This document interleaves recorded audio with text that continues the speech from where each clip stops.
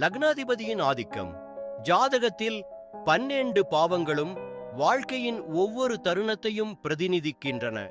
இதில் எந்த ஒரு பாவமும் மிகுந்த வலிமையுடன் இருந்தாலும், கிரகண தோஷமும் பகை கிரகங்களின் அமைப்போ அல்லது பாப கிரகங்களின் சூழ்ச்சியோ அந்த பாவத்தின் இயல்பை மாற்றக்கூடும்.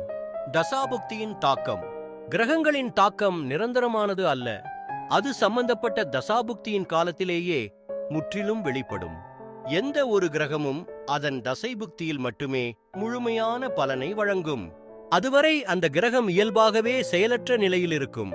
எனவே எந்த ஒரு பாதிப்பும் தசாபுக்தி காலத்திற்கு முன்பாக தீவிரமாக விளையாது.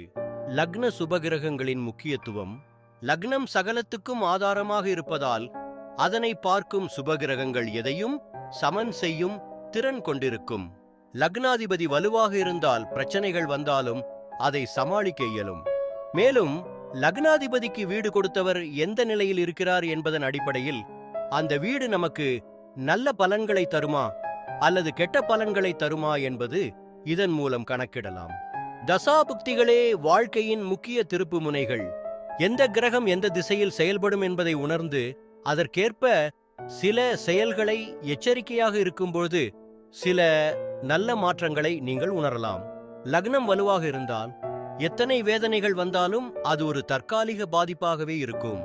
ஆனா லக்னம் மற்றும் லக்னாதிபதிக்கு வீடு கொடுத்தவர் லக்கினத்தை பார்க்கும் சுபகிரகம் அசுபகிரகம் சில நடைமுறை மாற்றம் இருக்கும்.